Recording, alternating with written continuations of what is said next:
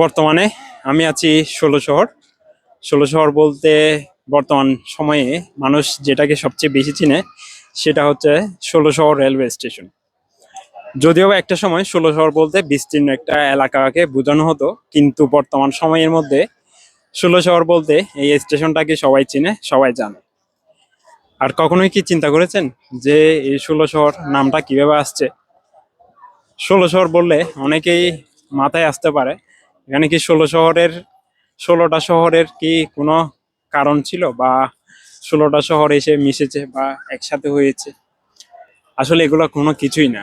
আরব বণিকরা যখন চট্টগ্রাম অঞ্চলটা শাসন করেছিল, তখন তাদের যে প্রভাবটা এখানে এসে পড়ে, সে প্রভাবের কারণেই চট্টগ্রামের অনেকগুলো অঞ্চলের নাম তাদের আরবি শব্দ ব্যবহারের কারণে অনেকগুলো আরবি শব্দের নামকরণ করা হয়। তার মধ্যে ষোলশহর একটি। মূলত আরবি শব্দ চাহেলে শহর। এই চাহেলে শহরের বিকৃত রূপ হলো ষোলশহর। আর এই ষোলশহর শব্দের অর্থ হচ্ছে সমুদ্র উপকূলবর্তী বা নদীর তীরবর্তী এলাকা। বিশেষ করে প্রাচীনকালে মনে করা হয় যে কর্ণফুলী নদীটা এই ষোলশহর অঞ্চলের পাশ দিয়েই প্রবাহিত হয়েছিল, যার কারণে আরব বণিকরা এই অঞ্চলের মধ্যে অনেক ব্যবসা বাণিজ্য করত। যদিও বর্তমান সময়ে কর্ণফুলী নদী অনেক দূরে সরে গিয়েছে। আমরা জানি নদীর গতি পরিবর্তন করে স্থান পরিবর্তন হয়ে যায় নদীর, একদিকে বাংলে অন্যদিকে তীর উঠে, এভাবে নদীর পরিবর্তন হয়। আর এই নদীটা এখানের আশেপাশে ছিল বিদায়ী অনেকেই মনে করে যে আরব বণিকরা এখানে ব্যবসা করতো এবং তারাই নাম রেখেছিল চাহেলে শহর, যেটার বিকৃত রূপ হিসেবে ষোলশহরে আবর্তিত হয়।